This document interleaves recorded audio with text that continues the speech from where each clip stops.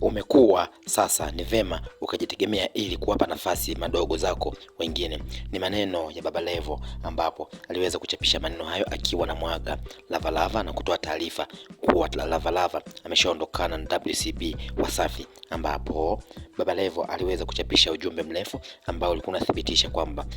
safari hii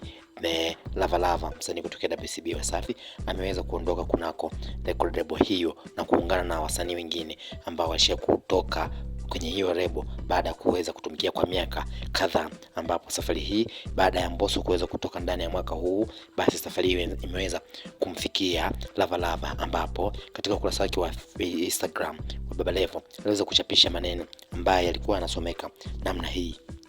Thank you. Safari njema mdogo wangu, una kipaji kikubwa sana. I am Lavalava, na Watanzania watakuwa mashahidi kwa namna ambavyo mzee wangu Lukuga alikupigania kipaji chako kibadilike kuwa pesa. Kafanya kila namna ikiwemo kushirikiana na wewe kwenye nyimbo nyingi mno. Umekuwa sasa ni vema kujitegemea ili kuwapa nafasi madogo zako wengine. Aliweza kuchapisha ujumbe huo Baba Levo wakati akiwa anatoa kama kuaga au kutoa taarifa ya jinsi Lavalava ambavyo anaweza kuwa nje ya WCB Wasafi. Basi kama Lavalava anaweza kuondoka kuna kule WCB Wasafi, basi ataungana na wasanii wengine ambao walikuwepo kwenye record label hiyo, lakini na baadaye wakaamua kuanza safari nyingine ya muziki nje ya record label hiyo kubwa zaidi hapa bara la Afrika, ambapo katika wasanii ambao walikuwepo kwenye record label hiyo ni pamoja na mtu wa kwanza kuondoka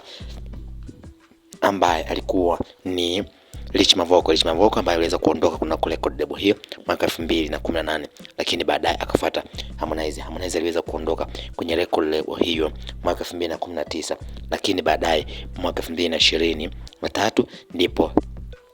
Rayvanny naye akaweza kuondoka kuna record label hiyo, na baadaye mwaka 2025 Mbosso alifuata kuondoka kwenye record label hiyo, na Lavalava kuonyesha njia ya kutaka kuondoka na kujitegemea kunako record label hiyo ili au nje ya label hiyo kimziki.